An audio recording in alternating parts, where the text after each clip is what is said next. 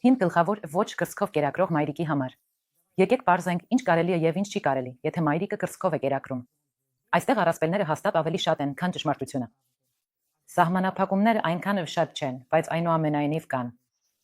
Այսպիսով, առաջին ոչը նիհարելու նպատակով դիետա պահելը։ Ամեն ինչ հակառակն է։ Կրծքով կերակրող մայրիկը պետք է բավականին հագեցած սնվի, քանի որ լակտացիայի համար լրացուցիչ կալորիաներ են անհրաժեշտ։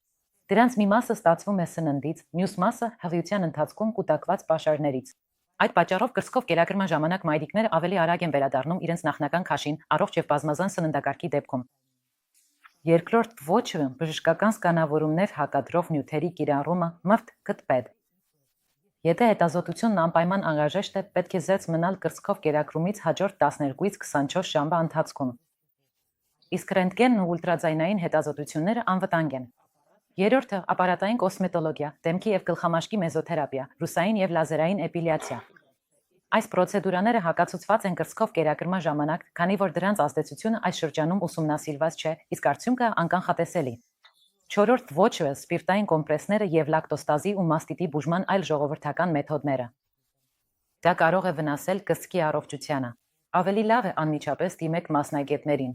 Եվ հինգերորդը կրծքի ձգումը կտրելու ժամանակ։ Սա հնացած պրակտիկա է, վտանգավոր է եւ կարող է հանգեցնել մաստիտի։ Կան կրծքով կերակրումը ավարտելու այլ անվտանգ մեթոդներ։ Եվ վերջապես ուժեղ ալկոհոլը եւ ծխելը։ Սա միանշանակ ոչ է կրծքով կերակրող մոր համար։